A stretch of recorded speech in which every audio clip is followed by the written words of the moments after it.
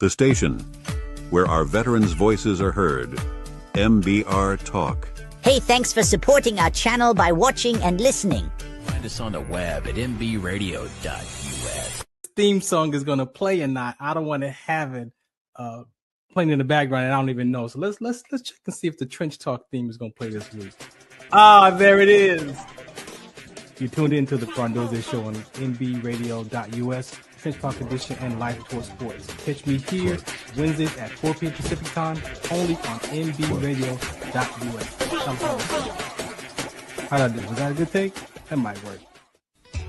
All right, good evening. Welcome to the Farron Dozier Show on KCAA Radio, 106.5 FM, 1050 AM. Also streaming from the KCAA Radio.com website and mbradio.us. We got to bless the show before we get started. Let's go. When I was in my mother's womb, I had a calling on my life to do something in the glory of God and marry it like a wife. Commit myself to his word and never be led astray. And when it's all over, when he comes, I'll be glad to see that day in the morning time.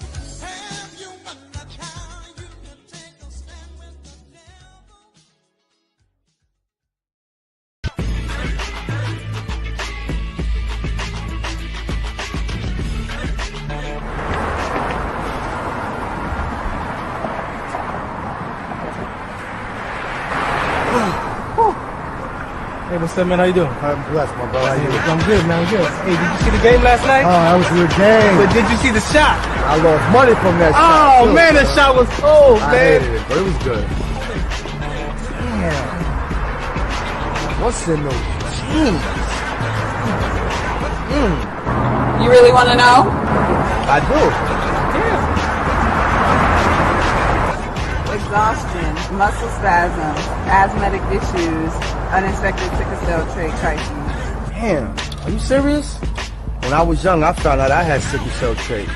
My mom's told me, but I ain't have no knowledge of it. But when I got older, I had a child, and the doctor told me my daughter has sickle cell trait. You know the fact that if both parents have sickle cell trait, there's a 50% chance the child may have the trait, and 25% chance the child may have the disease. And that's what's the count. Do you know that 2.5 million people in the United States have sickle cell trait, 300 million people globally? I didn't find out I had sickle cell trait until I was in the Army, 10 years. Next thing you know, I had a sickle cell trait exertion site. Sickle cell? I thought that was a black gene or something. Nah, man, the Latin community is number 2. 1 out of 36,000 babies are being born with sickle cell disease. You could be Caucasian, Mediterranean, European. You gotta know your bloodline, man. There is an inherited gene in our community that has been forgotten. The name is sickle cell trait. WDCONSCT, also known as What's the Count, is out to bring awareness, education, and prevention to people all over the globe. Want more information? Call us now at 323-215-5384 or visit www.wdconsct.org.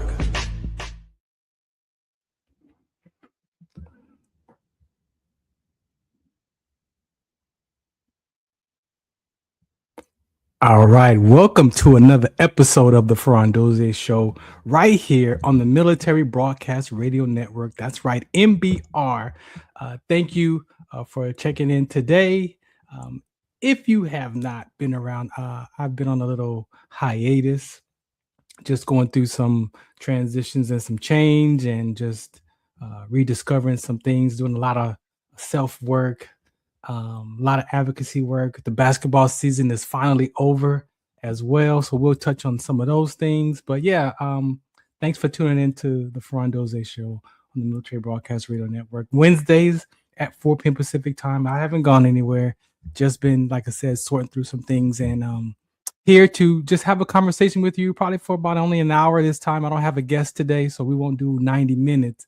But I could talk 90 minutes. I've done it before, but really today we're just going to touch on some topics that I want to bring some awareness to if you're not familiar with who I am or what I'm up to, and just to reinforce some conversations, because what I realize is that PSA that you just heard there is very important, very, very important conversation. And I almost forgot how important it is and was, because just again, the things that I've been transitioning and dealing with in looking at life from a different perspective and different perceptions and interpretations.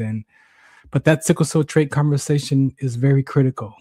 It's important, but it's critical because these kind of conversations could help maybe prevent premature death. We don't get a say so when, where, why, or how people die. We only get an opinion, right? And so I have to be very aware of that because we care about people so much as human beings. We love one another, but then we don't know when our time is done here on this planet. So the best thing that I can do with my conversation is bring some awareness to some of these inherited genes that we personally deal with, like myself, or other ones that are similar that could also cause health complications because they think you're just a carrier. And in a carrier state, you should not have any problems. And that's one of the conversations that have been had around sickle cell trait for many years. It's only been discovered about 119 years or so, or 100 something years. And so saying that, I'm 56, so half my life pretty much is only been discovered and been doing research on. And so, yes, the focus has been mainly on sickle cell disease or anemia because, of course, the children are born with that disease. There's no cure for it, no universal cure today. And so, yes, I do understand why the focus has been focused on the children and the newborn screenings and things. But for some reason, the information did not get passed effectively to a lot of sickle cell trait carriers, right? A lot of states wasn't doing testing for sickle cell trait until the late 1990s and 2000s, right? And some states still don't do sickle cell trait screenings unless it's suspected that they need to actually do that test for that family, right? So it's very important. It is a public health issue to the point where I say it is a critical conversation, right? Because people are exercising and doing things with their health and not knowing, having children and not knowing that they carry these inherited genes, and then they pass these on to their children. So that PSA that you heard in the beginning of the show, that is a real live, real-time conversation. All of us in that episode PSA, those are our real true life stories, from Turquoise to the singer, and even the guy who walked up on the bench, who was supposed to be on the light. He was supposed to help do the sound and lighting that day, but one of my partners, he didn't show up, so we had him stand in. And his question was legitimately a realistic conversation because he was not aware of that sickle cell trait gene, or thought it was just a black gene. So yeah, that is a real life conversation, and I'm blessed to have completed that, right? Because we don't really see that many PSAs around sickle cell trait. And so I'm glad that God allowed me to produce that and fulfill that vision that I had in my head for probably like 5 years before I even published that. And so, yeah, that is a very important conversation. So we're going to touch on some of those different aspects of sickle cell trait around another condition, which is April is Rhabdomyolysis Awareness Month. And so we're going to definitely touch on that conversation as well, since it is the awareness month. And I experienced rhabdomyolysis with my sickle cell trait exertion. So we're going to touch on that. And then we're going to just go through the clock.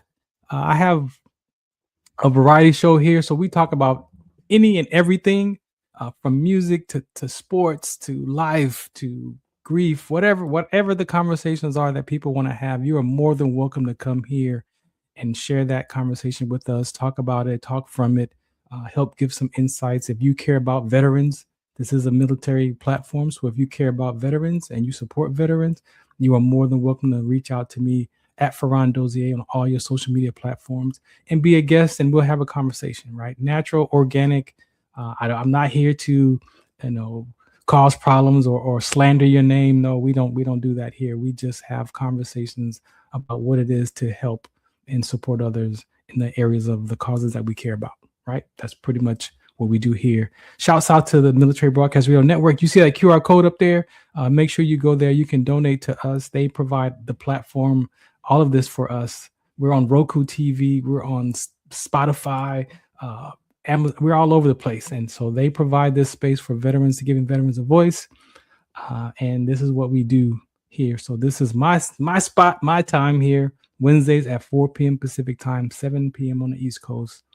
Yes, I'm here to share my story. So I'm going to play one music video. You know, the world is where it is today. As a veteran, you know, I'm looking at all the things that are going on in the world, and you know, we're in a different place. Familiar. I don't think this is the first time we can say that this has happened. But there's a lot of opinions about what's going on in the world today. There's a lot of things that are happening around the country. There are people just wilding out. I mean, there's from our children to adults. I mean, there's so much going on, and we'll dance and talk about some of that stuff. But yeah, there's a lot going on. So I want to play this for my military, from my veteran community. We thank you. You know, again, you know, people they say to me, "Oh, you know, thank you for your service." I say thank you for paying your taxes, because I'm retired, and so you are contributing, yes, for my time in service and for my other brothers and sisters who are serving and retired. So we thank you. But if you want to really thank us for our service, reach out to us, because we have programs, we have curriculums, we have conversations that need more than just a thank you. If you really want to alter and transform the veteran suicide conversations, if you really want to touch in and tap in on some of these conversations that are life altering, life changing, we do have conversations around that. And one of the locations that I hang out with is the LBI Solutions. That conversation, if you watch some episodes, Caldwell Williams has been educating people in this space of mindfulness since the 1960s, early 60s, into the 70s, into the 80s, into the 90s, the 2000s, and even currently I'm working with him around veteran suicide. But also this conversation is not just about veterans, this is about human beings. And so when we're talking about giving foundation skills and communication skills to not just the veterans community or the sports community, but children, our conversation is a human being conversation. Human beings, there's a lot going on in our minds, right? And so sometimes we may not have gotten the foundation skills, or maybe we forgot about the foundation skills that actually allow us to experience life in a harmonious way in communication, versus communicating to react or communicating to respond. We say we're good listeners, but are we really good listeners, right? And so we do have, in this aspect, some conversations that I'm blessed to be a part of. I'm his curricular trainer. Caldwell today is 92 years old. He is 92 years old, and I'll pull up a screen for that later on. But he is 92 years old and still at it. We're after a couple of organizations right now that we're close to being able to possibly partner with to move this conversation forward and take care of the community, from elementary schools to middle schools to high schools to veterans of sports. I mean, you look at depression and anxiety, it is something going on in the world, right? There's an attack on the hearts of people, right? The mind, the will, and the emotions. Sometimes we got to learn how to balance those and cipher through those stories in the past, and living from resentment and regret. There's a whole lot goes on in this brain. It is powerful. This brain that we carry is powerful. It is surviving off of perception patterns, memory patterns, and action patterns, right? And so when you understand that, how powerful this brain is, and then the things that we make up as far as our perceptions, that's the key, right? Is our perception. Life can look a lot of different ways, and the reality of it could be it feels like those different ways as well. So that's one of the places that I work with that. I don't think I have EQ Athletics on here. No, I don't have EQ Athletics on here, but we'll be able to talk about that one too shortly. So I want to play this video, and then we're going to come back and we're going to get right into these conversations, because I don't plan to be here too long today. But again, thank you for tuning in. This is the Farron Dozier Show on the Military Broadcast Radio Network.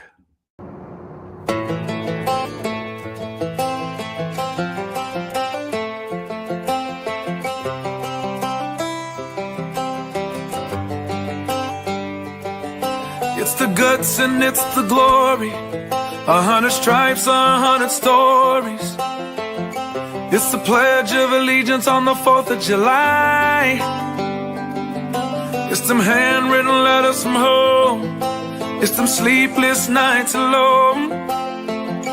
It's his newborn baby he left with his wife. Mr. Red, White, and Blue, lay down, here's a line. Mr. Red, White, and Blue, for these stars and stripes. Hey.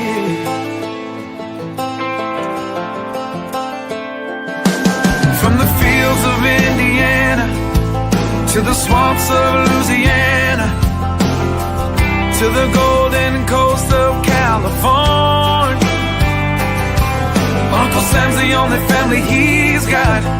His purple heartbeat won't stop, and his 18th birthday was the day he was born. Mr. Red, White, and Blue, lay down, here's the light. Mr. Red, White, and Blue, for these stars and stripes.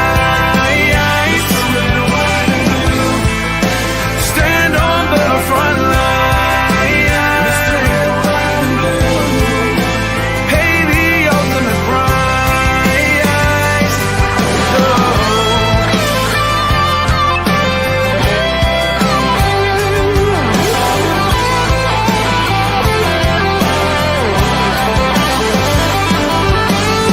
He was the man of the house when he was born. His family is proud but torn. But if you knew him, you would understand. He was raised on how to be brave, just to see the flag still wave. And then he came home with only one hand. He's Mr. Red, White, and Blue, lay down here the light. Mr. Red, White, and Blue, for these stars and stripes.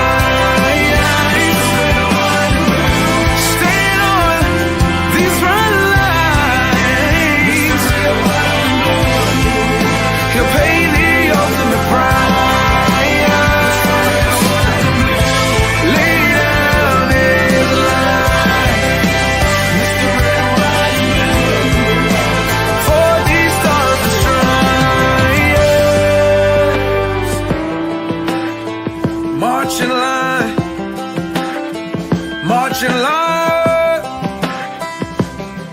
Hey. Hey.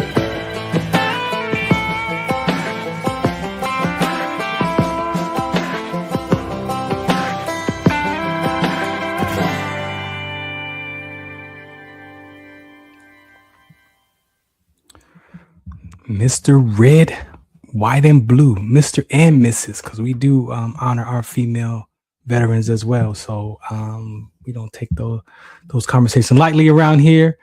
We are all service members and soldiers, male, female, men, women, and we appreciate songs like that help contribute to our conversations. So I was talking about EQ Athletics. If you want more information about EQ Athletics, you could go there. We do a similar conversation around that. We do leadership. We do sports and conditioning with EQ Athletics, and we also do my part of the conversation that I bring to the table when I'm over there with them is the emotional intelligence, a lot of social emotional conversations. And I want to say why that's important, because I actually did a talk last year at an elementary school, 3rd, 4th, 5th graders, and career day. Now, I have done career days before in my lifetime and a couple, and was asked to do a career day for this elementary school. And so I did. I went. I brought my camera because I went to TV broadcasting radio school when I retired. And I brought a PowerPoint presentation that has pictures of me from my childhood age up until adult age. And I wore my BDU jacket, right? And so as I'm doing my presentations with this first class, they're 3rd, 4th, 5th graders. So you're like, okay, they're young, but you want to still get a sense of what's in their hearts about what do you want to be when you grow up and things like that. So my first question, of course, what do you want to be when you grow up? And the hands go up and they're like, oh, I want to be a football player. You know, you got all the different dynamics. And there's one young little lady, she says, I want to be a veterinarian. And I'm like, oh, that's cool. You know, okay, so you like the animals? He's like, yeah, I want to take care of the animals. And that triggered my next question, since we were we had the IE Hounds and we were doing our For the Love of Dogs campaign. I was like, okay, so then what's your favorite pets? And so they raise their hands and everybody's talking about their favorite pet, and it's, you know, cats and dogs and giraffes and kangaroos and all these different animals. And then this little girl in front of me on the floor, she sat on the floor and she says, my goldfish died. And I'm like, oh, you know, I could look in my life and I could remember when we had some goldfish and the goldfish died. And I'm like, you know, I know how that feels. I know how that feels. So whatever God allowed me to say to that little girl, I delivered that message. And then as the other children are raising their hands to share their favorite pet, she says, I had to flush it down the toilet. Now, when she said I had to flush it down the toilet, of course, you would think to laugh and like, oh yeah, you know, well, that's what we did when we were growing up. You know, you take the goldfish and you pour it in the toilet and you flush it down and have a funeral for it, and you go about your business. But let me tell you, when I looked at this little girl and she said I had to flush it down the toilet, I didn't just hear I had to flush it down the toilet. I heard her tone. I saw her facial expression. I heard her, and this little girl was in a level of grief. Like she was hurt, like she was bothered that her goldfish died and she had to flush it down the toilet. It wasn't funny to her. And when I heard that, I was like, oh my gosh. And so again, whatever God allowed me to deliver that message to that little girl at that time, all of a sudden you see the other hands go up, and these are, you know, 3rd, 4th, 5th graders, and they're saying, oh, my dad died, my mom died, my uncle died, my grandpa died, my uncle, you know, all these. And I'm like, oh my gosh, like here I am in your career day and I'm having a conversation with these children and they're expressing to me that this sense of loss, this sense of grief. And I'm like, oh my goodness. So again, I don't even know what the Holy Spirit allowed me to say, but I delivered the messages to that class and we moved on and finished up. And so as they transitioned out of the class, the teacher who was overseeing the room, she says, you know what? We don't have time for these social emotional conversations. I'm like, what do you mean? She's like, we're focused on, you know, testing and test scores and behavior and all this for these elementary school students, right? That's like 200 students there. And she's like, we don't have time for these kind of conversations. She says, I'm grieving. She's like, my dad passed in September and I'm, you know, grieving over my dad. And then I'm concerned about my mom, who's 81, who's raised all of us children and took care of my dad. And now what's next for my mom, who's 81? And I just sat there like, you gotta be kidding me, God. Like, grief is such a real life conversation. And do we really create the space to have those kind of talks, right? Now, I could relate again because, you know, I was in this transition the last 6 years of my dad passing away in 2019 and all the stuff that I went through to maintain my ability to be even on the radio in front of you. Because when my dad transitioned, I said out of my mouth that I'm done. Now, saying that I'm done, that my dad died and I'm done, you wouldn't think anything of it, right? You would think that's okay. Well, that's what most people would probably say when a parent passes away. That's what comes out of our mouth. That's where our mind goes. And literally for a few days, I was ready to quit. I was ready to quit the radio, the TV broadcasting school. I was ready to quit my advocacy work. I was ready to quit my radio shows. I was literally just ready to just go crawl in a dark hole and just be done with life. Like I'm done. Like I literally meant like I'm done. And I didn't realize that by saying that my mind, my subconscious mind, started to collect evidence to prove to myself that I was done. But for some reason, a few days later, I caught myself because I didn't want to quit school. it was May. I was done in September. So I'm like, I don't want to quit. I don't want to pay this. I'm on my not post 9/11. Like, I'm not trying to get this money back. So if I quit, then what's the consequence of quitting school? I didn't want to do that. And then I realized, wait, Farron, you can't quit. Like, you have work to do. You got this inherited gene. You got the sickle cell trait gene from your dad. You're born for this conversation. So you have work to do. You can't quit. So now I'm battling in my mind. I want to quit, but I got work to do. I want to quit, but I got work to do. And in that week of his transition, I had to clean up his apartment, get rid of all of his stuff, and get it done before the first. I would have to pay rent into June. So we hurried up and cleaned up his apartment. In that week, I took like, I don't even think I took a day off of school. I think I took, because we had Fridays off. So I don't even think I took a day off. And I pushed through it. And I can tell you, I can articulate it to you today, because over the last 6 years of the work that I've done to get my mind back on and focused on life, that for about 2.5 years, I was struggling with that I'm done, right?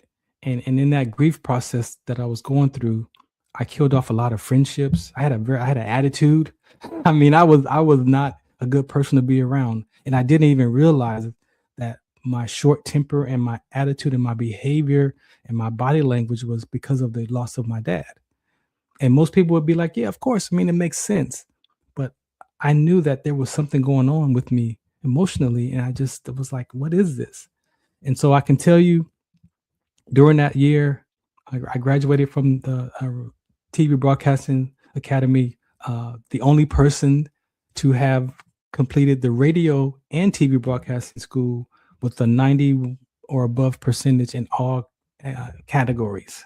So my name is on there with the gold placards on 2 different boards, because I was the first person out of their creation of 1983 that actually completed both of those curriculums with a 90%.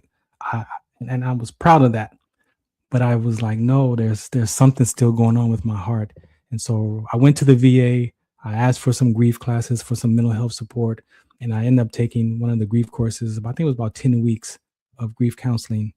And I pushed through that, because what I understood in my journey is that, principles, right? If you understand principles are not conceptual. Principles are distinctions and ways that we are used by when we live life, right? So we're used by principles right now that are probably corrupted, and it has us behave a certain way when we're engaging with people in life.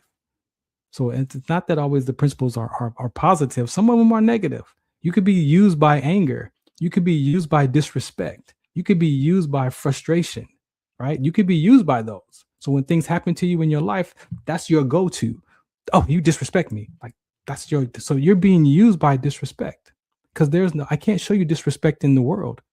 There's disrespect by the tree. Like, it's not in nature, right? So these principles, that means that we're used by these, and a lot of them are feelings and emotions, right? So when I understood that, I'm like, let me go to these classes so that I could find some principles. And I did. And the grief counseling definitely helped me get a better understanding of what I was dealing with, because there was times that I would just cry. There was times that I just feel like I missed my dad, and I didn't, play some music or what. And so I realized that what I was doing, these other people in the class was doing the same things in their own version, right? So we all, we grieve differently, but very similar, right? Just depends on where you are in those phases. So I took those classes, and I'm like, okay, I'm good. Okay, I got a better sense, and I'm gonna be okay. However, I was like, you know what? I looked at a show that me and my dad did, and we were talking about what it is to be human and destiny, and we had these words. My show's called Wordplay, and so we did that episode. I rewatched that episode, and I finally heard my dad from a different perspective, from a different version. And I realized that my dad, he was a believer. He was a kingdom citizen. He had his problems in life. He had health problems, of course, but he was always at church. He was always talking about God and the Holy Spirit and Jesus. And so when I looked at what he was saying to me at that show in 2018, I realized, man, my dad was showing me how to live a sinless life. Like, a lot of people think this walk with Christ is a perfect walk. We strive to be perfect, but my dad was an example to me that this is how you live a sinless life. You practice sinning less. And so as I sat with that interview I saw me and my dad do, and I was looking at inland life, and then I started looking at, well, how much time do I have left? How much time do how old am I going to be? And my grandson was born 2 weeks after my dad passed. So I have this emotional roller coaster of I'm feeling good one day because my grandson is here, and then one day I'm in the dark with my dad. So I'm on this roller coaster ride of life, if I could describe it that way. And I started looking at, well, how much time I got? How old am I gonna be when I pass? How old is Aiden gonna? How old is my daughter's? Then I got started to worry about my own life mortality. And then I remembered, you know what? I was in church before. I grew up in church, probably since I was born, because my grandfather was a reverend and a pastor. So I was born into this conversation. And so I walked away from church at 21 years old. And here I am at 49. And I'm like, you know what, God? Oh, man, you are the God of my grandparents, of my mom and my dad and family members. I'm like, I've heard that this is not about a religion. I heard that this is not about religious aspects of life. I heard it's about a relationship. So I said, you know what, God, I want to come find you for myself. I want a relationship with you for myself. I was 49. And so I spent the last 6 years still at it, developing my spiritual journey, my walk, discovered a lot of things about myself in the Word that transpired, transitioned over from my life experience into the Word. I found, biblical principles. I found stories in the Bible, and I'm like, okay, this is making sense. And what I was experiencing a level of peace, right? But at the same time, my subconscious mind is like, no, man, let's quit for a year. Like, let's just take a year off. Let's take a year off from radio. Let's just shut down and take a year off. But I pushed past. I was doing radio shows. I was doing interviews. Sometimes I'd start an interview and I didn't want to talk to the person. Sometimes I would sit there and but force myself to even engage in the interview because I really didn't care. My heart was really like checking out. That's like how deep I was in that grief. And then all of a sudden I just started looking, and then I realized that, you know what? The Bible are also principles. Those passages, those stories, all the messages and the parables that Jesus Christ that he shared about the sower and the seed and the vine, like that all started to make sense to me. And I heard people say, you know what, Farron, you got to get knowledge, understanding, and wisdom, right? You got to get wisdom from the Word. Like that's the process. You got to get your knowledge, you got to get your understanding, and the wisdom is you take the knowledge and understanding and you apply it to your life, and then you practice the Word, live it. And I'm like, okay. But when I went to MOR, the Ministry of Reconciliation, I heard that it's not just your knowledge and understanding and the wisdom, but you got to get comprehension. So when you read the Bible and you get the thous, those, and the they, and then you got all these parables, and you got to, you listen to these, reading these stories and all these passages about Moses and all these things. It's like, now I'm looking for comprehension. Like, what is that? What are they saying? Like, what does it mean? Like, oh, okay. Then pastor's like, you know what? You gotta put your life in the Word. You don't just read it for the stories. You gotta put your life and look at how that looks in your life. And when I did that, that was what they call the revelation. So when you get the knowledge and you get the understanding and you get the comprehension and you get the revelation, then you can apply that wisdom to your life. And I can tell you, I don't have it all figured out. I still got a lot more work to do, but I can tell you that my life has opened up since I've been in church.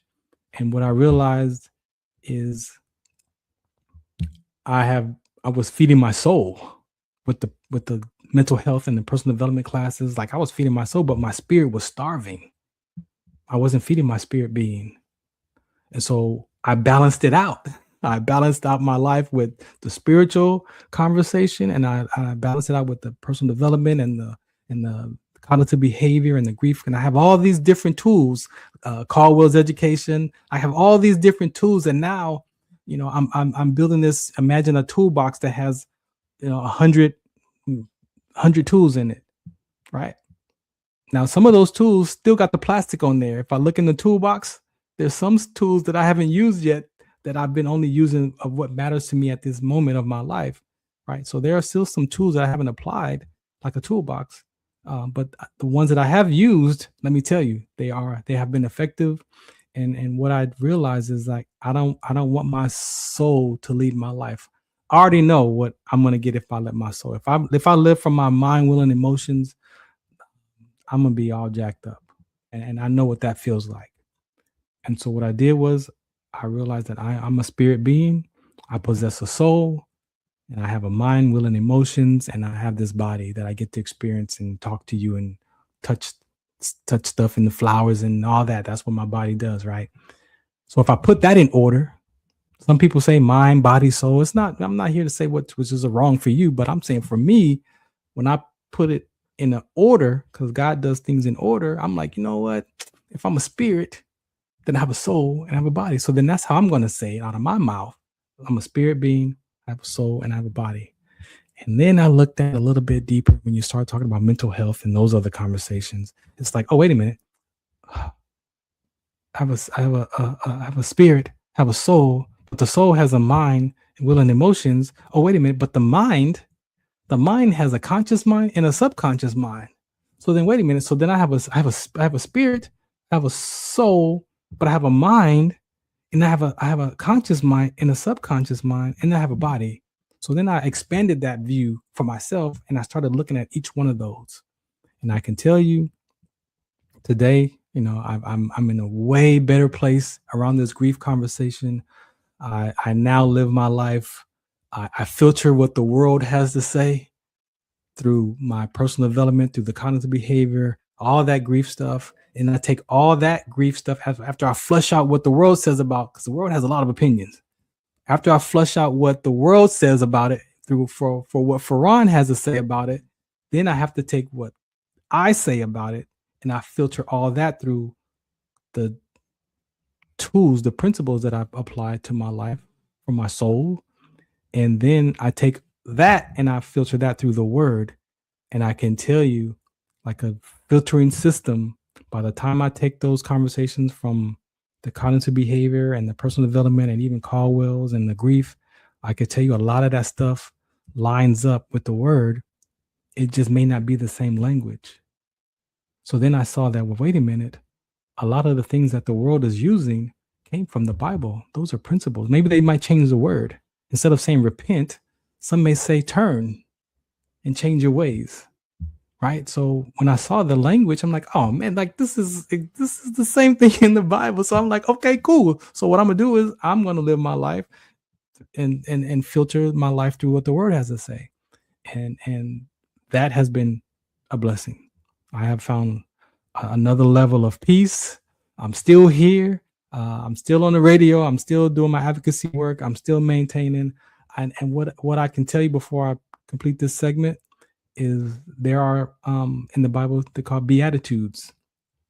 And the first Beatitude is the kingdom of God is for those who are poor in spirit. Blessed for those who are poor in spirit.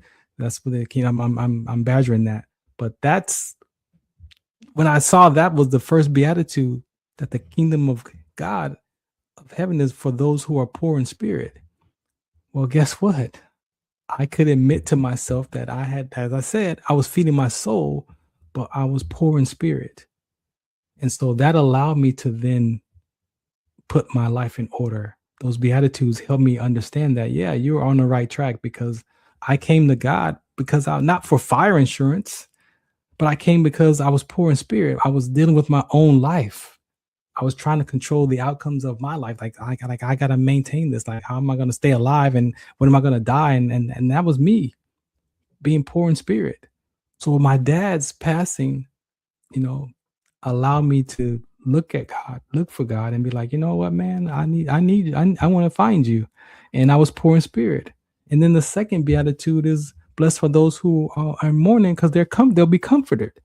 So not only did I admit that I was poor in spirit, but I was also in mourning. And so for those first two beatitudes for me, that I got this, this is 2026. So that was probably late 2025, like December, November. I got that for myself, and I realized that, well, wait a minute, man. Like, I am actually in a pretty good state of mind right now, because I really realized that those beatitudes was actually what I was looking for. Like, those beatitudes is actually what helped me maintain and stay alive. And if you go and read those, there's a total of 8 of them. I went and I looked at all 8 of the Beatitudes, and I was like, you know what, man? I actually experienced each one of those in this last 6 years of doing Bible study and being in church and living life and applying those principles to my life. Like, I've touched on all 8 of those Beatitudes.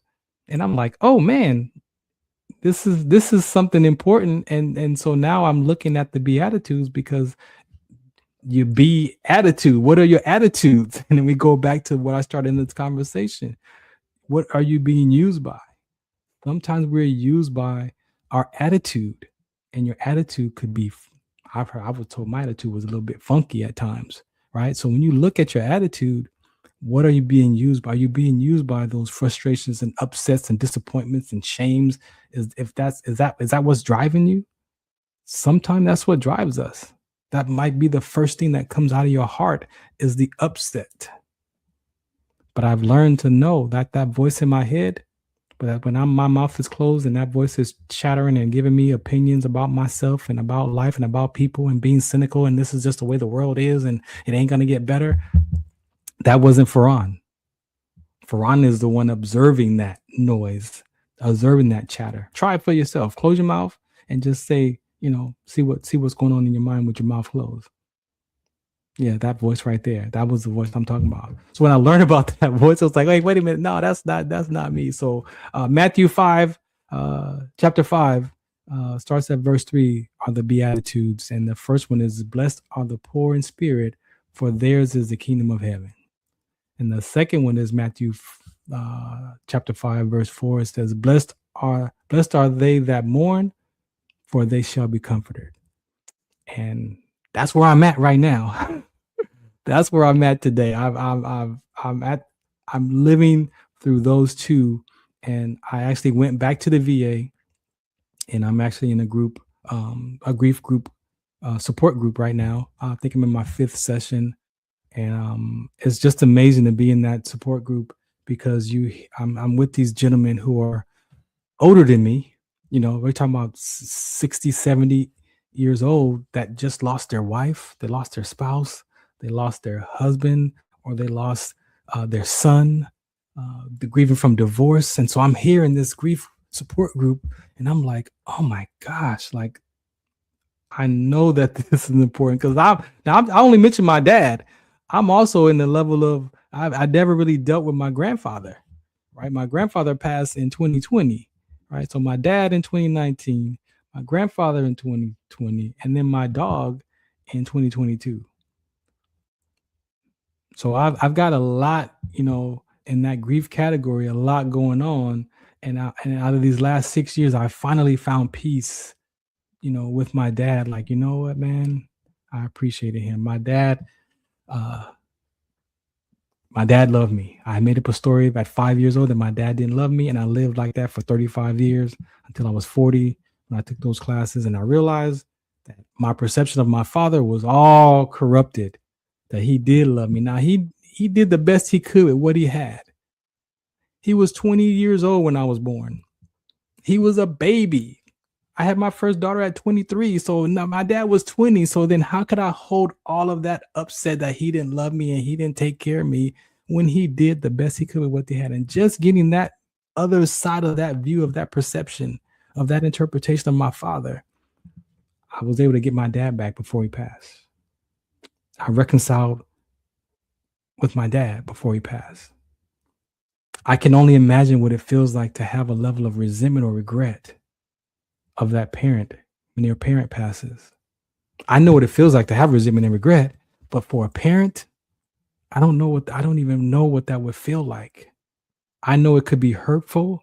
I know it could be, you could be in a space of hurting or upset, or now you're disappointed because you didn't get a chance to say what you needed to say to them. But I can tell you, it's not too late.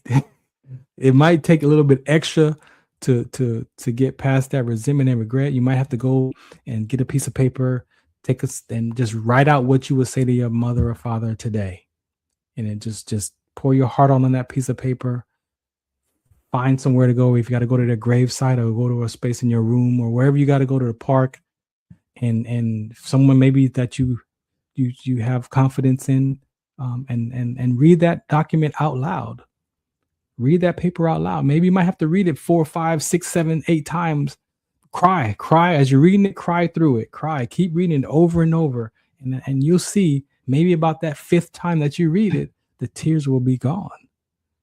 And you'll be at peace because you've been able to get that stuff out of your heart. You get to get that stuff out of your mind. Now, I'm not going to lie to you. I almost had a level of regret with my dad. Almost because he passed away over the weekend, and we didn't find him until it was like 4 days later. And so my mind tried to beat me up and say, well, you didn't call him. You didn't call him. You didn't call him before he passed away. You didn't talk to him. But I talked to him that week. But my mind was like, but you didn't call him. Remember, you was going to call him on Monday. You was going to call him on Tuesday. You didn't call him on Friday. You didn't call him on Saturday. You didn't call him on Sunday. And I remember when we found my dad, when I went to go see my dad, I grabbed his cell phone and it was unlocked. And I remember when I had scrolled through it before, but I remember my cousin said that her and my aunt, my dad's sister, was on the phone with him that day, like that morning on Friday. They talked to him that morning on Friday. So I grabbed his phone and I powered the phone on. I looked at it and I started looking at the call logs. I'm like, okay, wait a minute. Here's the call that he was on the phone. He was on the phone with them at this time. And then there was a space where everything else was either a missed call, no more outgoing calls, just missed calls. There was missed calls on Friday. There was missed calls on Saturday. There was missed calls on Sunday. There was missed calls on Monday. The caregiver's missed calls was there. And she was the one that found him on Tuesday morning.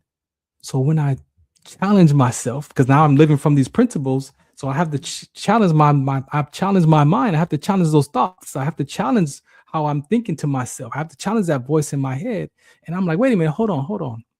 If that was the last time he was on the phone, and it's Tuesday when we find him, if I would have called him Friday night, was he going to answer the phone?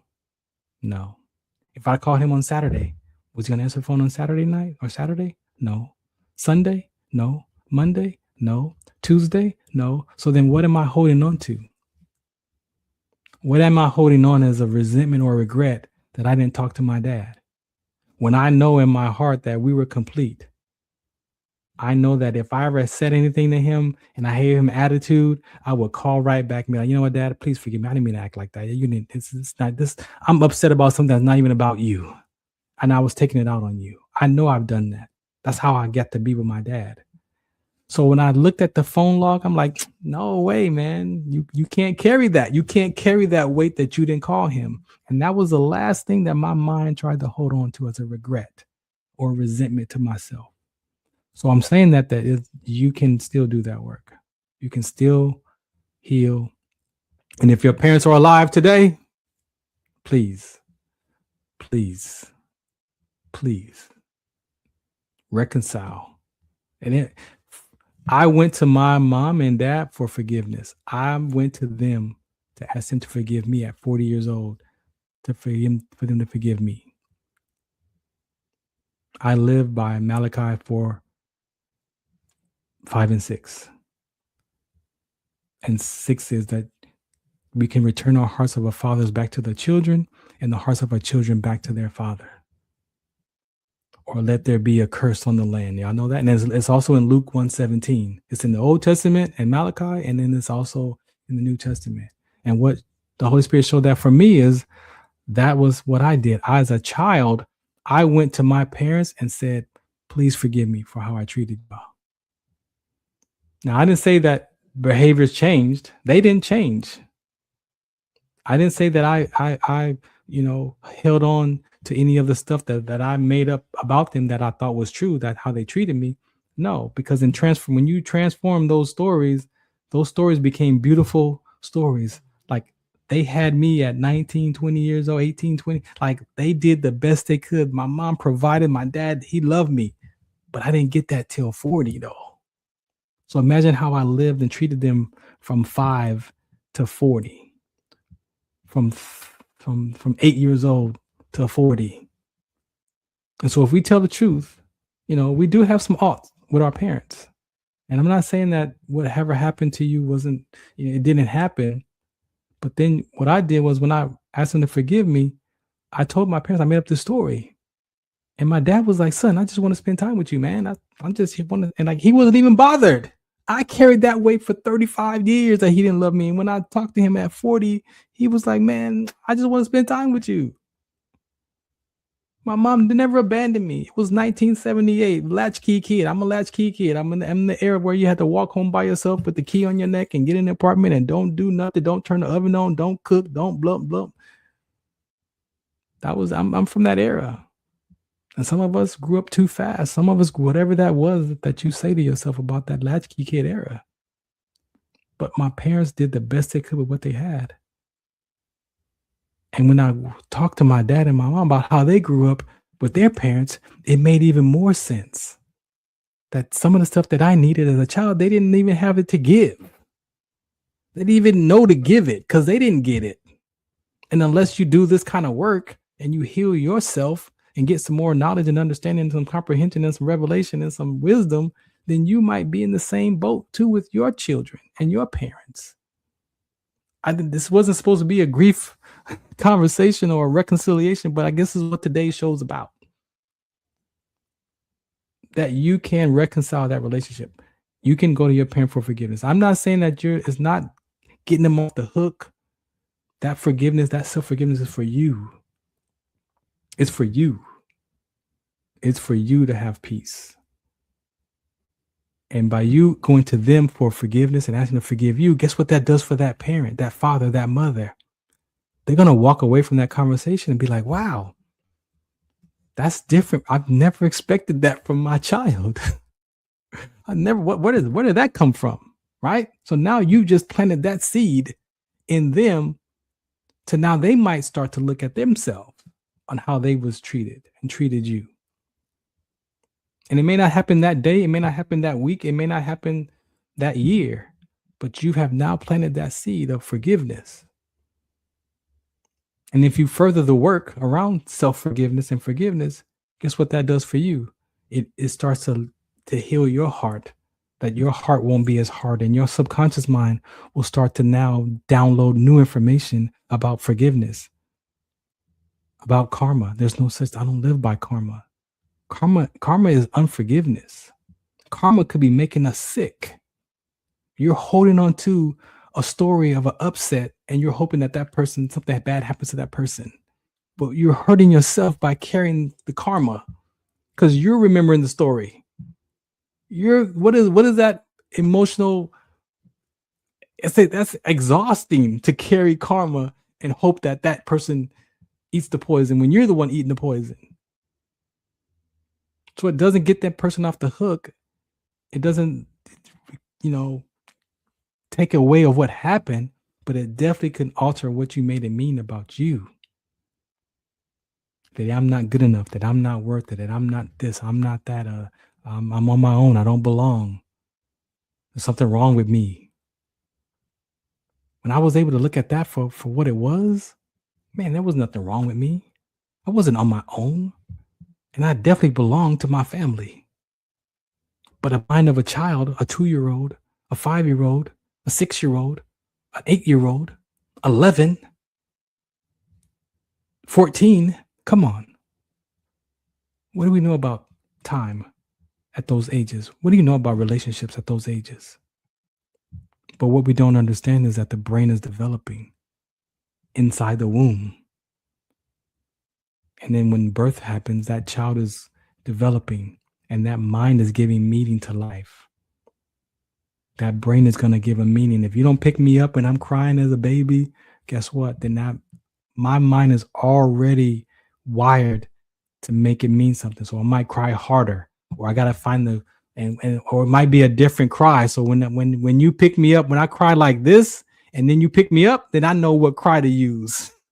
And then you know what cry to pick me up, right? That's communication without language. So imagine as a child that some of the stuff that we thought that happened to us emotionally wasn't really emotional. It was just that my parents didn't have the knowledge about that.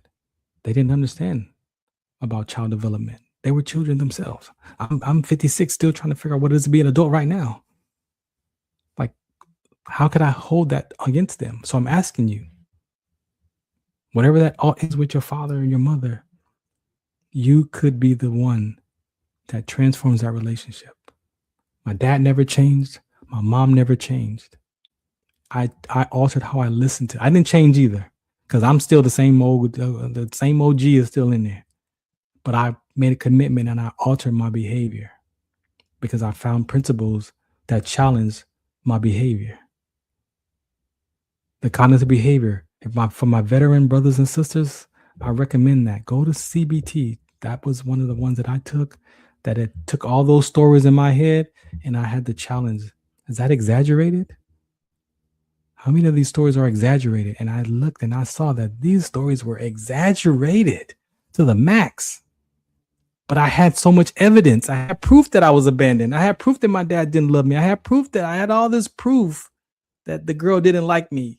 I had all this proof and evidence and the feelings and the emotions and the body sensations. And you couldn't tell me no. I know that they don't love me. I know there's something wrong with me. I know that I don't belong. I know I'm not good enough. I know I'm not worth it. I got proof. Now, corrupted information.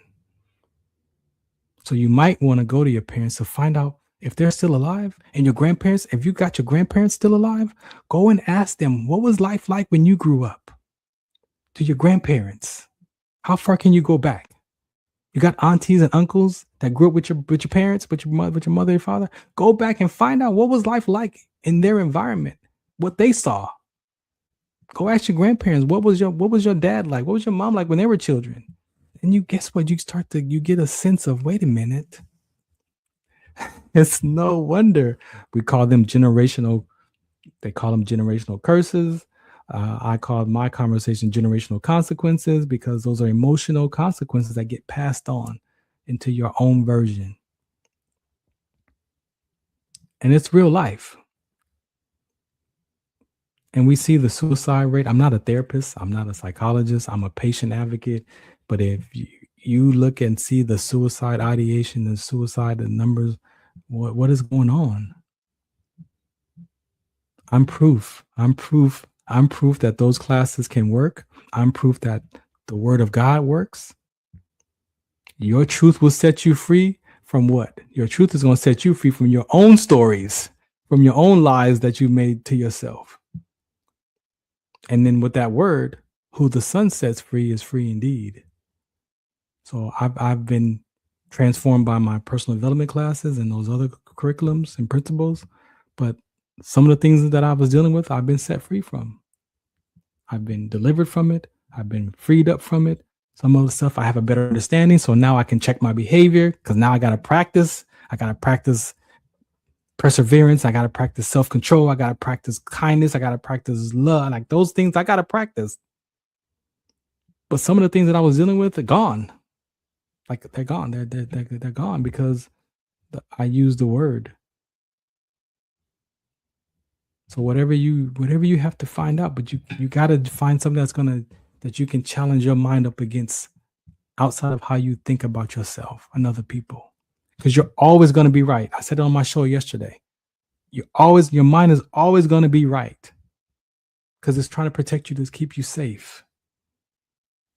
You wonder why life always turns out the way it turns out, because you're the one making the decision. Perception patterns, memory patterns, and action patterns. You're going to do what you did 10 years ago to survive that same feeling of what it felt like to be disappointed.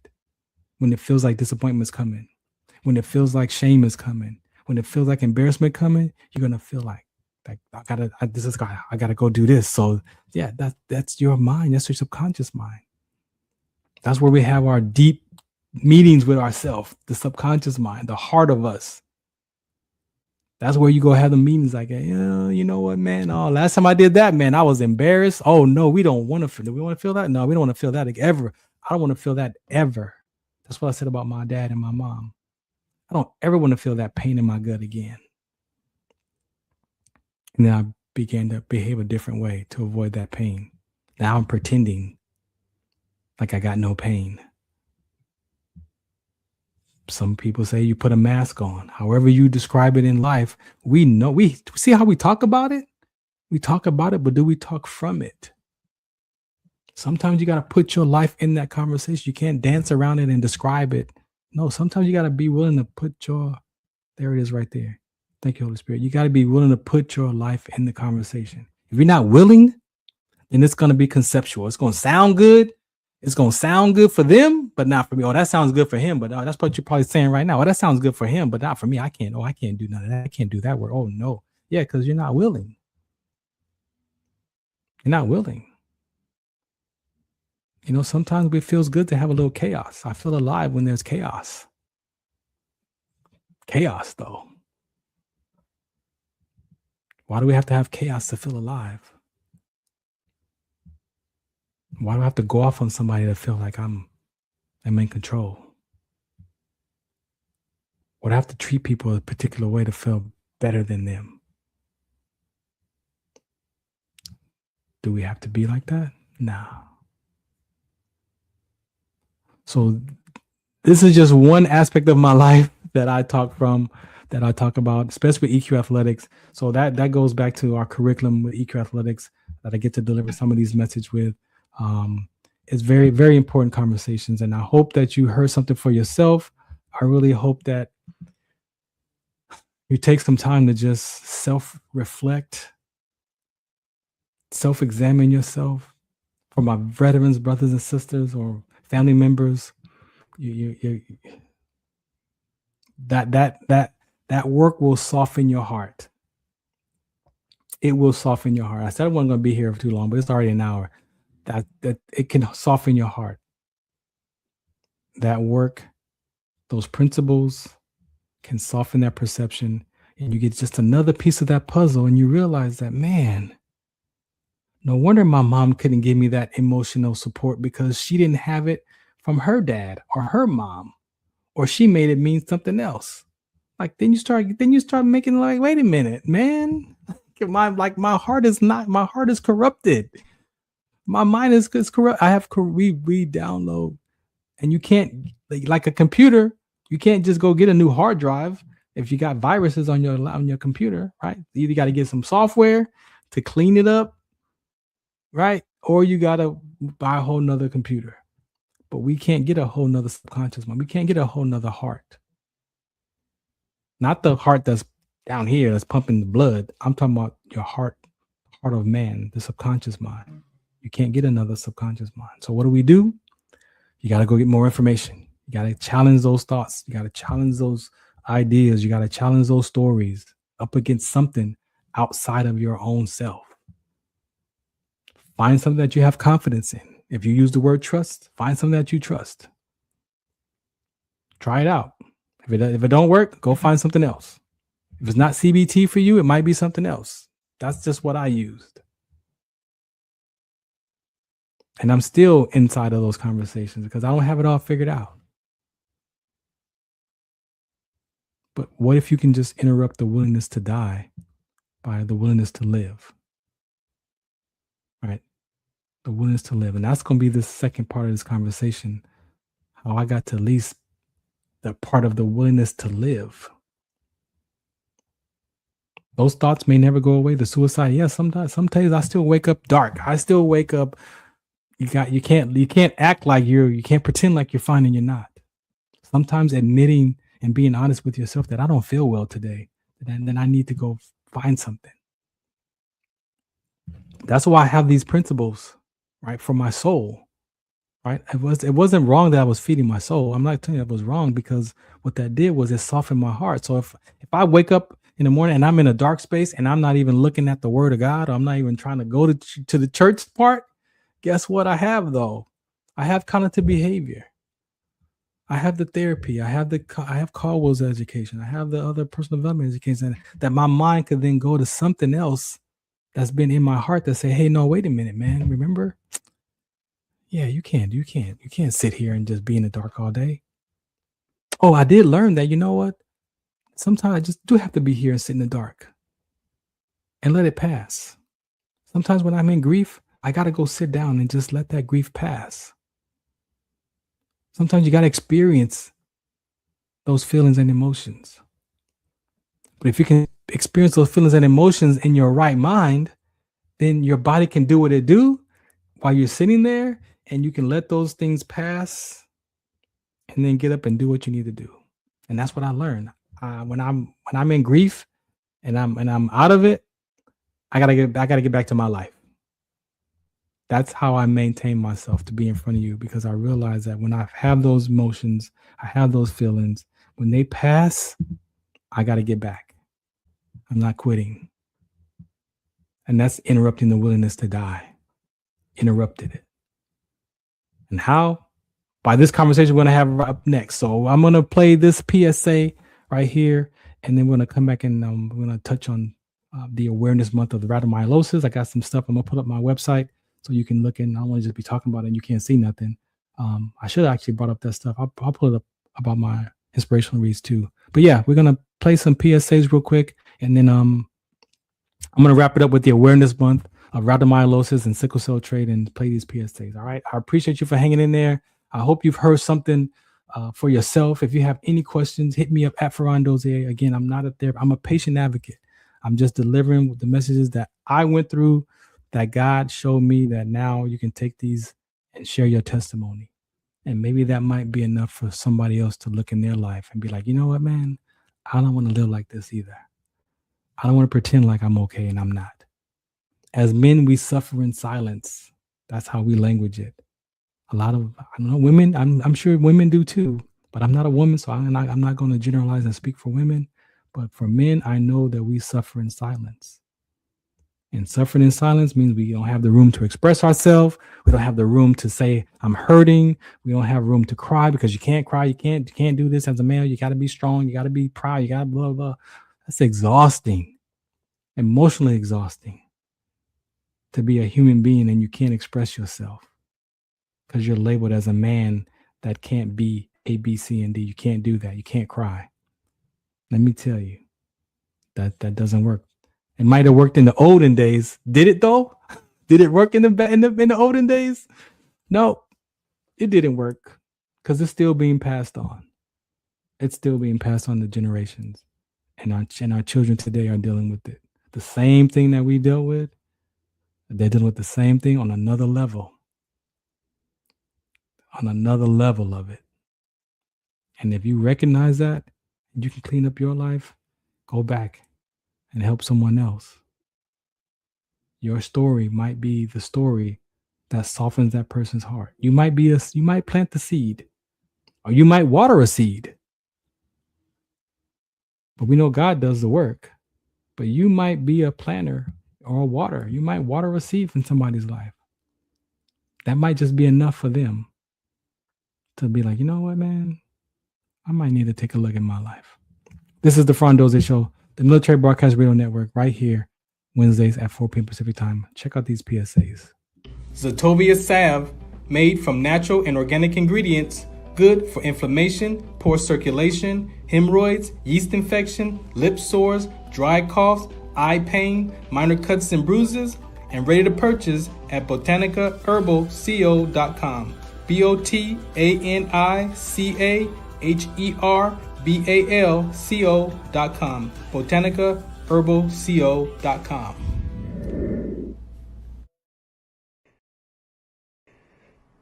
Muchos de nosotros nos vemos afectados por la enfermedad de células falciformes a diario y un número creciente simplemente no nos damos cuenta. Los impactos de esta enfermedad afectan a todas las personas y en especialmente a las personas de color y con antecedentes diversos.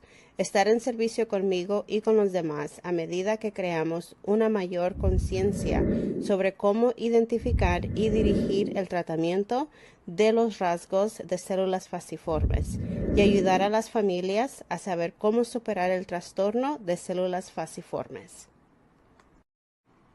WDCONS. Do you remember studying sickle cell in biology class? What's the Count on Sickle Cell Trait Prevention is here to bring you awareness, education, and prevention conversations around the risk factors of this inherited gene. Visit WDCONSCT.org.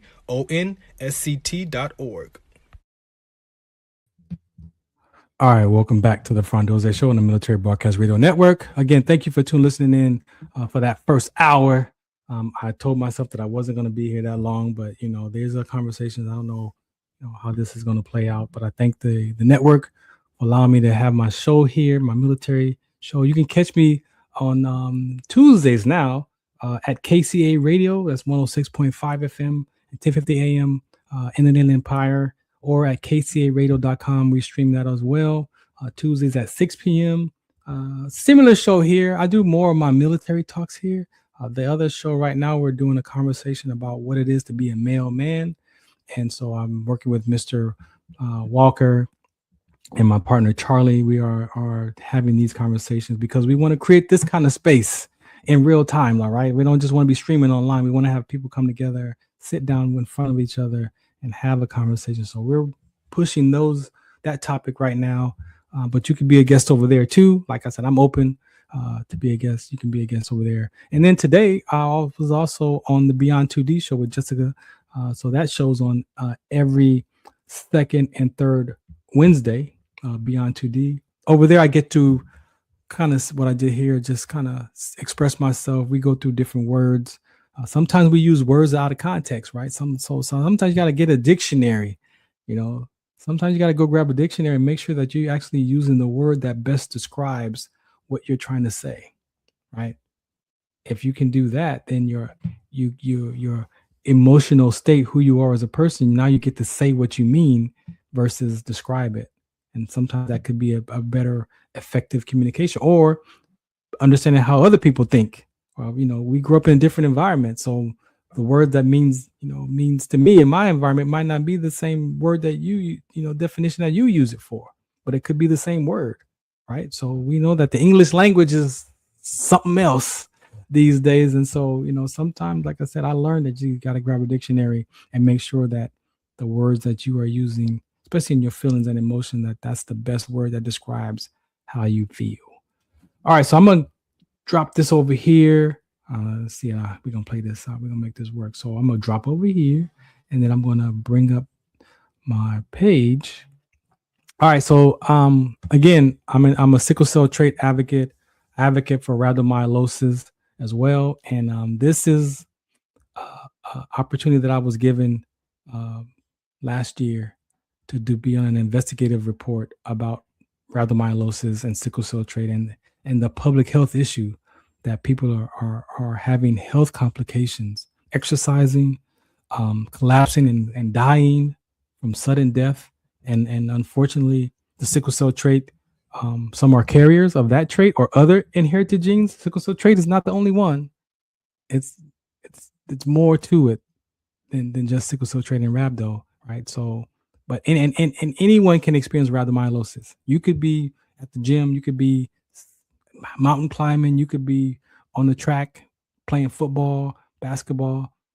We've seen that people experience rhabdo from dehydration, from heat exhaustion. I'm going to show you, there are a lot of things that can trigger rhabdomyolysis. And for me, the sickle cell trait was my connector to that conversation. So I'm going to play this piece of this documentary investigative report so you can hear what they say. And then I'm going to go to the website and just kind of show you what I've learned and what we talk about around rhabdomyolysis. This is the Farron Dozier Show right here on the Military Broadcast Radio Network. Check this out. As the number of Americans seeking high-intensity workouts increases, a rare but potentially life-threatening condition has become a concern for workout warriors. I'm Tisha Powell. And I'm Lee Zurich. It's a term you might not know, rhabdomyolysis. According to the Cleveland Clinic, every year about 26,000 people in the U.S. develop the dangerous condition. It occurs when muscle tissue breaks down and releases a damaging protein into the blood. While rhabdo, as it's commonly called, can occur after any kind of muscle damage, it's often caused by intense physical exertion, particularly in hot climates. Research shows cases have increased over the last 2 decades, one study reporting a 10-fold jump between the years of 2000 and 2019. Today, we want to educate you on the signs and symptoms to help potentially save a life. While marathon runners and fitness newcomers alike are impacted, reporter Heather Graff explains how those serving in the military are particularly at risk.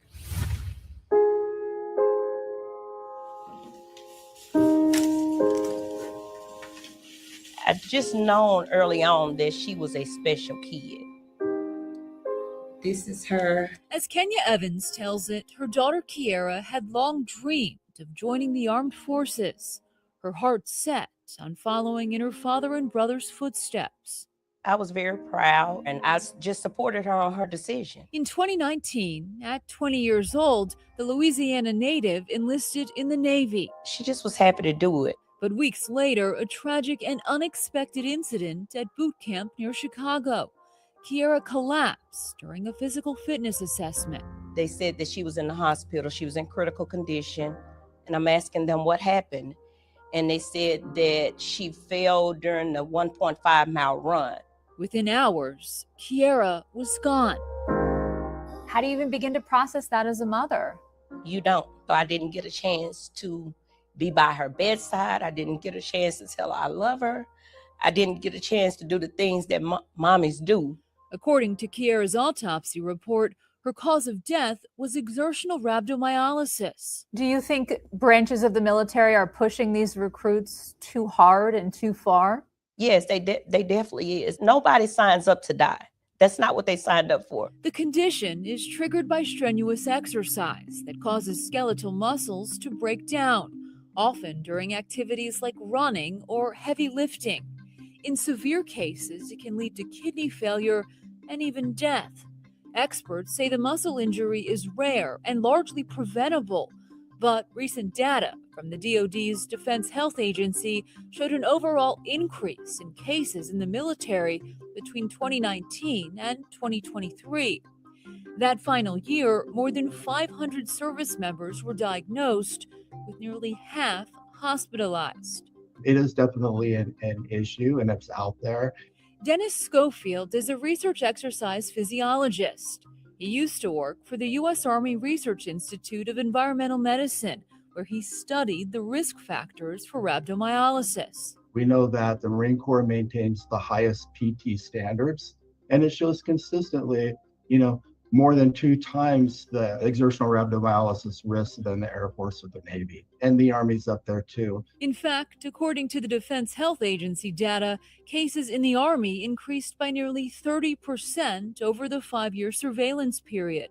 But across all branches, recruits had the highest risk of exertional rhabdo, with rates 6 to 10 times greater than all other service members. We have recruits coming from high school. They may or may not be that physically fit. And most of the training occurs in the summer months. That last point, an important one, as 3/4 of rhabdo cases occur during warmer months of the year. So you're much less likely to see it in someone who's been training and who's built up that tolerance. Dr. Derek Fine of Johns Hopkins University School of Medicine says early recognition and treatment are crucial, with symptoms ranging from urine discoloration to nausea to muscle swelling and soreness. Is there a sense of urgency? Yes, because you don't know how severe it is. And if you get it early, you can usually prevent all the complications. And the main complication is really kidney injury or kidney failure. According to the Cleveland Clinic,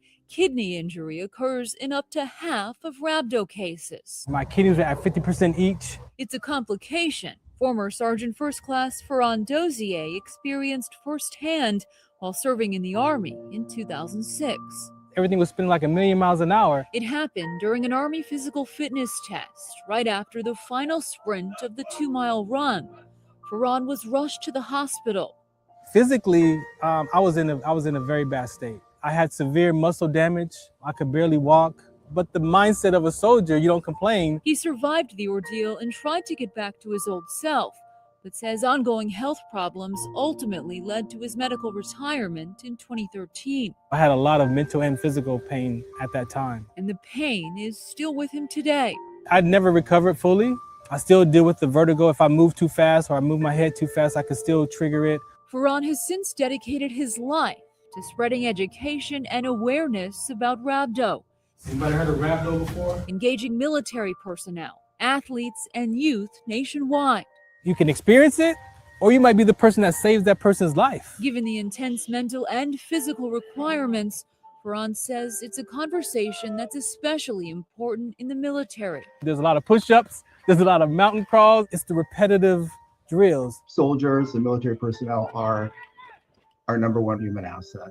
And so figuring out ways to protect that so that they can be combat ready when they finish training is super important. The Defense Health Agency declined to speak on camera, but provided a statement saying in part, the military is committed through policy to leverage both exercise and environmental acclimatization for new recruits to minimize both heat casualties and exertional rhabdomyolysis, an important step. As experts say, prevention is key. It's really about being careful, doing it slowly, starting with a less intense exercise. I still don't comprehend it. Kenya says she'll continue to push for accountability. I'm going to fight for Kiara until my last breath. Though she knows nothing can bring back her daughter. It's not a day go by that I don't think about her. My life is not the same. My life will never be the same. According to Kiara's autopsy report, in addition to exertional rhabdo, sickle cell trait was deemed a significant contributory factor in her death. Kenya says Kiara and her family had only just found out she possessed the trait during a health screening at boot camp. It occurs when a person carries a single gene for sickle cell disease. While most people with the trait show no symptoms, research shows it's associated with a 54% increase in exertional rhabdo, and Black people are particularly at risk. We spoke with Dr. Michael DeBon of Vanderbilt University School of Medicine, who says while we don't fully understand sickle cell trait's connection to rhabdo, two vital organs might be involved. The individuals with sickle cell trait have a kidney concentration problem. We also know that they may have a higher rate of kidney disease than in the general population. So it could be in the situation of exertion where the individual becomes dehydrated, that they're more susceptible to that type of injury, namely rhabdomyolysis. In 2023, the U.S. Army Training and Doctrine Command added a screening recommendation for sickle cell trait due to carriers' increased risk of exertional rhabdo. The Navy declined to comment on Kiara's case, but provided a statement saying in part, the Navy takes this condition very seriously and along with other military services has devoted a great deal of study to develop prevention, recognition, and treatment protocols. Still ahead, more. All right, welcome back to the Farron Dozier Show on the Military Broadcast Radio Network. Again, this conversation is very important. If you have any questions, you feel free to reach out to me. So this is when you go to farrond.com, this is what you will see. One of the pages, we got to go across the top and you click on rhabdomyolysis. I got a tab for rhabdomyolysis. So you click on that tab for rhabdomyolysis, and then you will be able to go there. You'll see that video at the very top. And then if you scroll down a little bit, these are some conversations that I've had. This is about a 7-minute talk. Maybe I'll do that on another episode. I met that he was in the Navy himself as well and was going to go to boot camp. Actually, he was already at boot camp, and they did their one of the longest hikes or runs or something, 5-10 mile march or whatever, and he collapsed and was in the hospital, got let go out of boot camp. And then as I was in my transition, going through my health issues, my recruiter, he came into the unit to be with a family member, and then the recruiter asked him, "Well, what about you?" He said, "Oh no, man, I can't. I already been down that road. I got, let go from my sickle cell trait." And he was like, "Wait a minute, I got a buddy that has that." So he connected us. I went and sat with him. At the time, he was with his girlfriend, and they were about to have a baby. And so I said, "Hey, bring your medical paperwork so that I can take a look at it and, kind of maybe see what was going on, what the Navy had said about your experience with the rhabdo and sickle cell trait." So we go have lunch, and I, get in the back of the car, and then he gives me the documentation of his medical folder. And as I'm sitting in the back seat, I'm flipping through the pages and I'm scanning. I'm looking for keywords, as military, so I know what I'm looking for. I'm looking for the keywords, and I find this page that has sickle cell trait / alpha thalassemia minus. And I was like, "Hey, I'm not a genetic counselor or a doctor or anything, but do you know if you have alpha thalassemia trait?" And he was like, "Nah." I said, "Well, man, it's right here in your medical paperwork that the Navy found that you were actually a carrier of not just sickle cell trait, but they found this alpha thalassemia gene. So you might want to go back and get some more tests done and talk to your parents." And so sure enough, he was shocked. His girlfriend was shocked because they're right now having a baby. And so he was able to go back, talk to his parents, get retested. And sure enough, he carried the sickle cell trait and an alpha thalassemia trait, which in that conversation, sometimes we've discovered in my advocacy work that people do carry other inherited genes that may not have been identified, that the electrophoresis can pick up, but then you need to do a complete blood count, CBC, to find out if there's something going on with the red blood cells, right? So with thalassemia trait is a whole nother, it's like my cousin of sickle cell trait. Like that gene is usually in a more of an Asian Mediterranean descent of thalassemia because that combats malaria for their culture, for their ancestry. So the reason why blacks are number one is because Africa in the presence of malaria. So let's get that straight. That's why we're number one, because of the presence of malaria. So our ancestors created that defective gene. The body created that defective gene so that we could survive malaria. Now, every other part of the world, country, they have their own red blood cell condition that combats malaria for their culture. And alpha thalassemia is one of those, right? So that's the combination. So now today, it's not a skin color. It's about bloodline.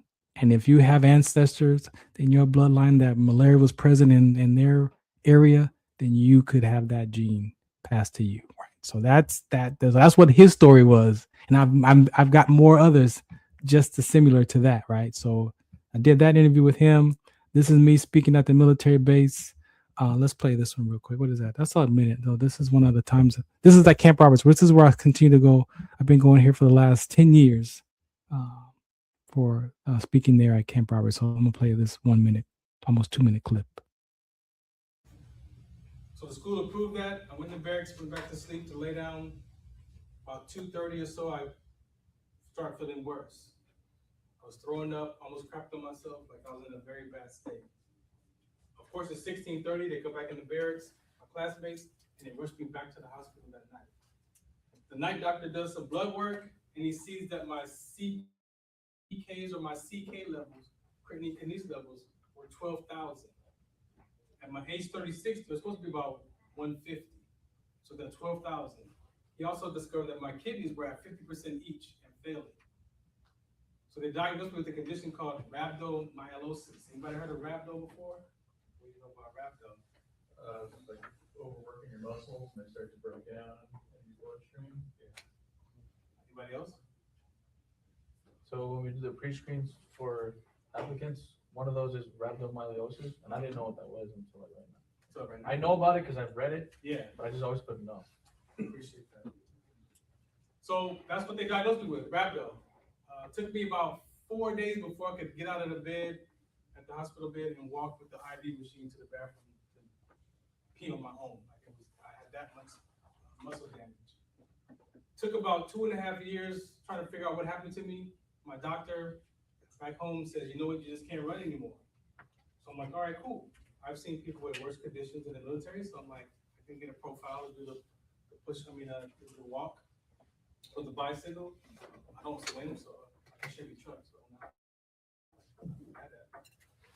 So I turned that paper again to the state. And so that is, again, one of the talks that I do at Camp Roberts. I'm about due to go up there again.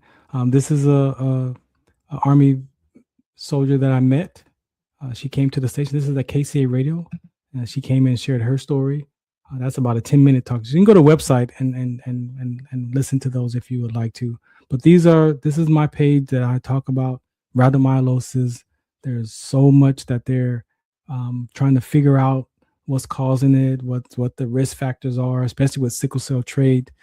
So I have these things broken down. But then here in part 3, these are the inherited genes associated with rhabdomyolysis. So we've got sickle cell trait is number 1 up there. But people who walk around and may not know that they have a gene called G6PD, a glucose deficiency, that could be a trigger with rhabdomyolysis. And then you have all of these other types of muscle conditions, muscle diseases, muscle disorders that people are walking around with. They may not even know that you are exercising and you could have these inherited genes that could be triggering the experience of rhabdomyolysis, right? And so I list about 17 different inherited genes on the website that could cause or trigger or be more susceptible of triggering rhabdomyolysis. I can't say that that these are the cause of it, but when the body is under stress, exercise, dehydration, or one of these genes get activated or get triggered, these are the type of genes that you could be carrying and have no idea. And I've met people, I've interviewed people that have had a couple of these and figured out that that was their trigger in rhabdomyolysis.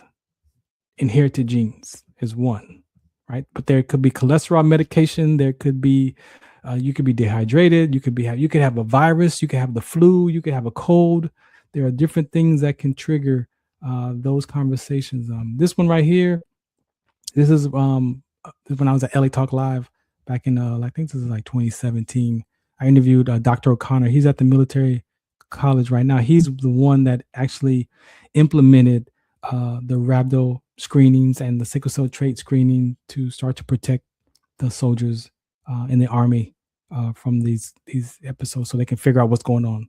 So I actually went there and was mailed off my blood work to him. So I contributed to this study for African Americans in the military so they could do a study on the blood and figure out what is going on, why some of us with sickle cell trait have these complications, some don't, right? So that was a part of the study. I appreciate him. I email him. He'll respond to me. We talk, and so I'm doing my part on my end of what I can contribute and help while he's actually putting these policies together and these documentation so that soldiers in the Army can be protected, right? So these are some diagrams. When you Google Rhabdo, you might see some of these these things here. There's a thing about the military and the exertion with rhabdomyolysis. And then this is the health and safety piece that I really talk about mostly is the sudden death, the skeletal muscular disorder, the impact on the body, the inherited genes, the blood work, and then the CDC, what the CDC has to say about that even as well. So that is the basis of the rhabdomyolysis talk. April is Rhabdomyolysis Awareness Month. So this is one of my campaigns. Again, that's where I go out and I speak to the military base, high schools, colleges, wherever I could get a conversation in that allow me to be a part of it. I will, accept that invitation and go and share this message to bring awareness. This is an interview I did, I want to say back in either like 2015 or so. Dr. Pei came on. He's a chiropractor, but he's a holistic doctor. And so there was things that he could not say on the air that we talked about offline, that he gave me some insights about rhabdomyolysis because he was well aware of it because he had some brothers in the military. And so he gave me some insights of some conversations that I was like, that he said, he's like, I can't say that on the air because back then they were seems like they were taking out, holistic doctors because they were healing people, right? And so he was like, I'm not gonna say this on camera, but he did tell me some things offline that was like, oh my goodness, that gave me even a better understanding of my own condition of what I was dealing with. And then Dr. B, he came on again back at LA Talk Live, and he shared again more about sickle cell trait and some risk factors. This is one of my talks that I do. I don't know how long is that. That's 2 minutes. Let's play this. What time is it? Yeah, let's play this one real quick. This is a lot about the risk factors. This is part of my presentation when I do it either online or in person. It says, although in rare cases, people with sickle cell trait might experience complications of sickle cell disease, such as pain crisis in their extreme form, rare cases, following conditions. So that paragraph right there is, again, personal to me because my left arm has ached since I can remember 5 years old, but I remember talking to my mom, and my mom said I was like 2 years old and I would be crying a lot. And at 5, I was able to, voice that more. And I remember my arm aching at night, and my grandmother would hold me over the sink and run warm water over my arm, and that would soothe my pain, and I would go back to sleep. Again, in 1975, they took me to the doctor, and they told my grandparents, it was growing pains. He's 5, don't worry about it. I'm telling you now, I'm 50, and that pain in my arm has not gone away.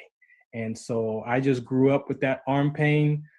It is a pain that I kid you not, I wish I was a black Ken doll and I could pop it off and put it on the dresser because it hurts so bad. And even to this day, I still manage that pain in my arm. So with the research that they're doing now, finally, the people that I've met with sickle cell trait, these are the common symptoms that you hear: pain crisis, fatigue. You have people who've gone scuba diving, mountain climbing, and they've had some serious effects from it. Low oxygen levels, places like Denver, Colorado. If you're a Pittsburgh Steelers fan, you may know that Ryan Clark experienced sickle cell trait exertion playing football in Denver. I believe he lost his spleen and gallbladder from that exertion, and he could never play in Denver. Cost us some championship runs, but nonetheless, he could not play in Denver anymore. So low oxygen levels in the air, mountain climbing, again, exercising extremely hard in military boot camp or training with athletic competitions. So again, I experienced mine in 2006. I was at a military installation working on my master sergeant rank, and I was out, I think my 17th year. I had done that exam 2 times a year for the previous 17 years. So it was like another morning getting up. I got up and did the push-ups, sit-ups, and then the 2-mile run, I was out. And I remember we're trained to sprint that last lap in the military. So I remember talking to myself, and I kicked in that next gear, and it says, although. So yes, again, very, very, very, very important conversations. I got videos, so you can go to the website. This is at farrond.com, or you can go to Rhabdo.info, and that'll actually take you straight to the page here. But these are the conversations that I've been having. And again, when I talked about the first half of the show about the grief and the willingness to die and the suicide ideations and all the stuff that I went through, this conversation helped me interrupt that willingness to die, where I've realized that God gave me that inherited gene in my mother's womb. So when you understand that you were born for a reason, when you're born for a purpose, and you discover that for yourself, life looks different. And I'm here to share with you that that's what it looks like. It looks like you discovering why you were born. And if we can help people discover that, especially our veterans, what's next? My identity was trapped in that camouflage in that ring. I can articulate it to you today because I've done so much work to try to maintain myself. Not try to, but to maintain myself. That I can tell you that that's what that looks like. If we can help others discover what's going on with them and help them figure out what's next in life, we could alter what's going on in the world today. I'm going to do one last website before I get out of here. WDCONSCT.org. This is the Sickle Cell Trait website. You can go here. I have tabs all over, videos on that page as well. There's a video from the Rhabdo. I may be going to Mozambique. I don't know yet. I'm waiting to get screened by the church ministry. More talks about Rhabdo and another incident. Another place I was at Camp Roberts. All these videos are here. This is me. I got a proclamation from the mayor of Fontana. So every August I get a proclamation. I think I'm on my 10th one. And so I go there, get my proclamation, share with the community about how important it is. And you'll find me, in the community advocating. This is a survey my daughter Deja created in college. So we use that survey to get more information. There's that video. There's the PSA. And then these are all the specific areas that we address around sickle cell trait. Firefighters, CrossFit, law enforcement, professional athletes, awareness for the schools, coaches, parents, students, military, nurses, couples, pregnancy. This conversation is critical. And I'm grateful that God has given me this message to deliver. I hope you learn something from this. If you know somebody that has a trait and you learn something, pass them to me, give them some information, let them know that somebody out here has some knowledge and some understanding and has a story to tell about that sickle cell trait gene that they possibly carry. Again, is it benign or not? They're starting to realize and tell the truth that sickle cell trait is not benign. For those in Denver, my family in Denver, one of your football players for the Broncos, Ronnie Hillman, he passed away a few years back with sickle cell trait from a rare kidney cancer directly associated to sickle cell trait. He passed away. By the time they found his cancer, he was already at stage 4. He put up a post on social media on his Instagram page, and in a few weeks after that, he was gone. And when you look at that world, like, okay, that's professional sports. How did they not catch that rare kidney cancer by him playing football in Denver? Denver is one of those places that, is not a really good spot for people with sickle cell trait because of the elevation, right? And because of the low oxygen, right? So again, this is important. I know it's critical. It's definitely a critical conversation, and I'm just thankful that God has allowed me to share this conversation with y'all. All right, I'm gonna get out of here. I got like 3 minutes left. Again, if you have more questions, you want to be a part of that, you want to be a guest on here, you got something to say, hit me up at Farron Dozier on all your platforms. And again, farrond.com is where mostly you can find a lot of this information. It'll lead you to somewhere where I'm at as far as what I'm up to. You'll find the tab for it. And then the WDC on SCT is the focus on sickle cell trait. You could go there and get some information. So again, thank you for today. I didn't think I was going to be here that long, but this is where we are. Next week, we'll see. Stay tuned. I post my things on social media. So if I'm going to be here next week, or we might replay this episode, not sure yet. So again, thank you for your time today, for watching and listening and being a part of this awareness campaign right here. This is the Farron Dozier Show on the Military Broadcast Radio Network. One more last PSA to remind you, Shalasal, what's the count? Do you remember studying sickle cell in biology class? What's the Count on Sickle Cell Trait Prevention is here to bring you awareness, education, and prevention conversations around the risk factors of this inherited gene. Visit WDCONSCT.org.